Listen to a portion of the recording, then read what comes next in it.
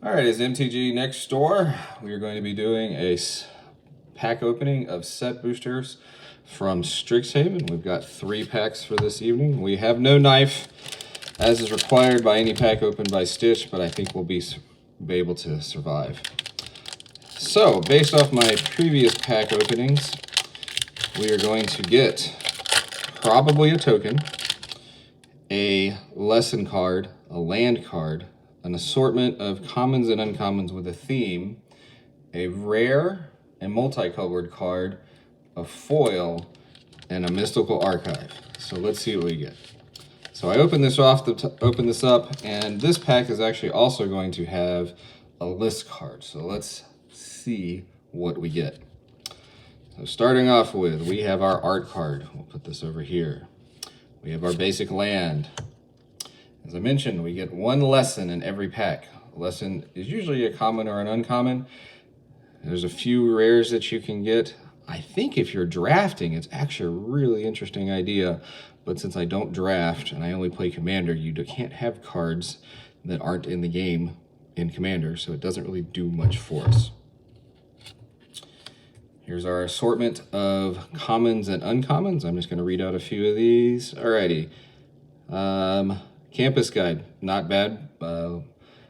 It's a little cheaper than the 3-drop that lets you get a land and put it into play, but it does put it in your hand. So I imagine someone who's running an artifact-only deck will play it. Most of this other stuff will show up only when someone's playing a draft or playing a pre-release, which they're not playing right now because no one can play in stores. I like things that destroy planeswalkers. Drop that here. Exile target creature. That's very expensive to exile a target creature, but you can also take out a card from their graveyard. Not super fun. Lash of Malice, probably not going to be a big deal. Now we're getting more interesting stuff.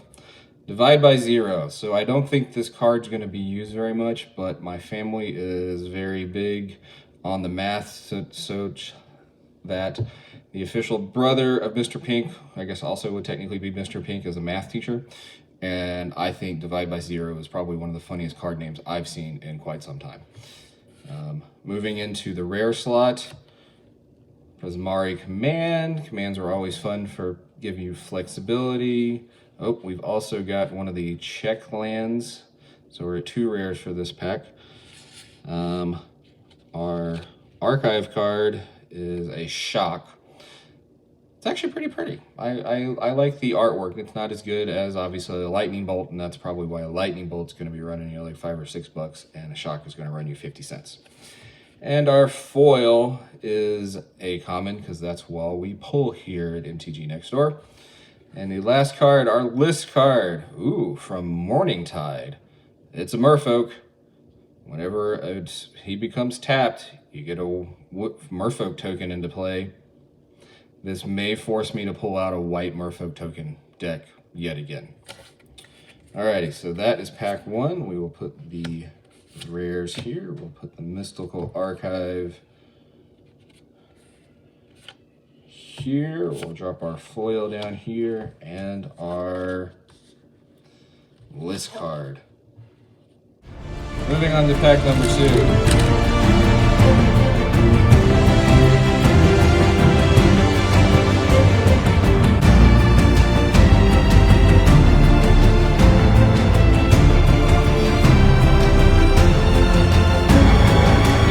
Card because I have a token, but we shall see.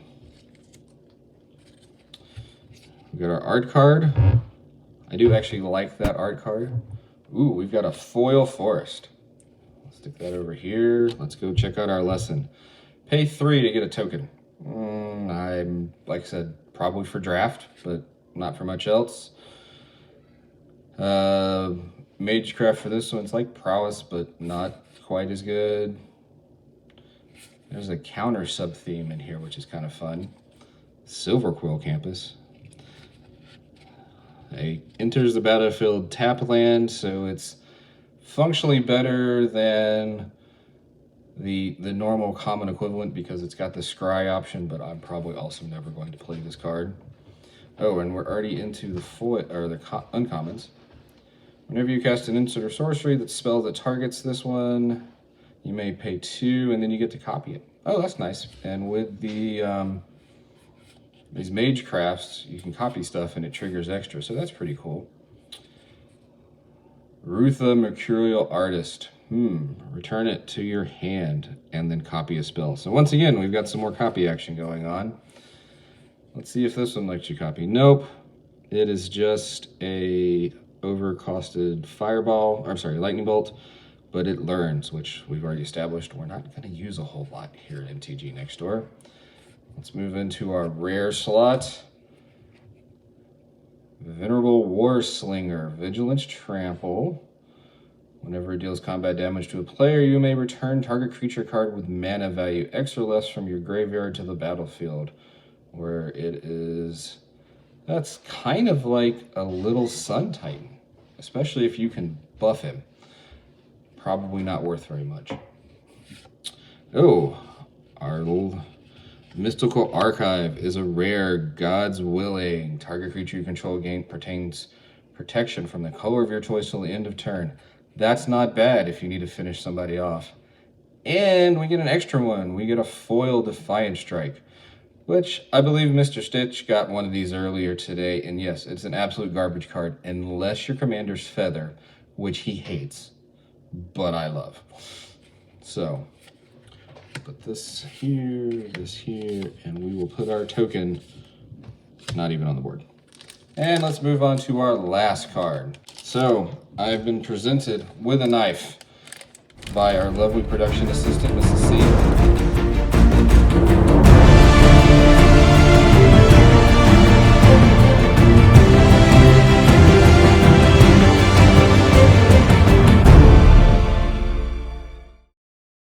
Apparently there were some union concerns with Carl, and so we cannot use him at this location, but we can use Mrs. C, and I simply just cut the token.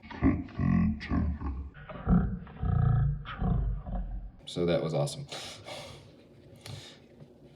Wow, I don't quite get that art, but it's shiny. Got a forest.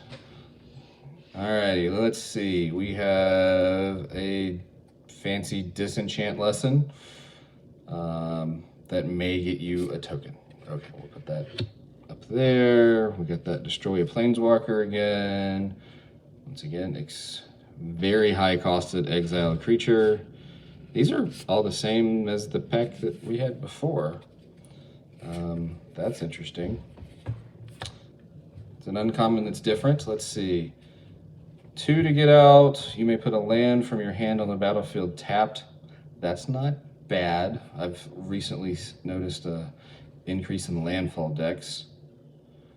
Oh, and if you have a lot of lands, you can get a card out of this. So that's not too bad. Decisive Denial, target... Well, okay, yeah. Simic is always going to want to have fight cards, so it's pretty good. And it's kind of a counterspell. Okay, that's not too bad. Let's move into our first rare, which, hey, it's a mythic. What do we've got here? Something that I'm not going to pronounce correctly. Hoffrey, Ghostforge. Alrighty, spirits you control have 1/1 and have trample and haste. Huh, alrighty. Dwarves pushing the spirits. That seems a little different. Gotta think about that one. Our Mystical Archive card, Snakeskin Veil. Put a counter on it and give it hexproof. Well, I do actually remember playing this when it was in Standard. It never went anywhere from there. And our last card is a foil. It's that same one I mentioned before, where it's not actually half bad. It lets you search for a land and put it up, make sure you pull it the next turn. So that's not too bad. And we have our token that I managed to nicely cut, but it's okay, because I got another one that I didn't cut when I opened up. That's why people don't use knives to open up their packs. And that's our lesson for today.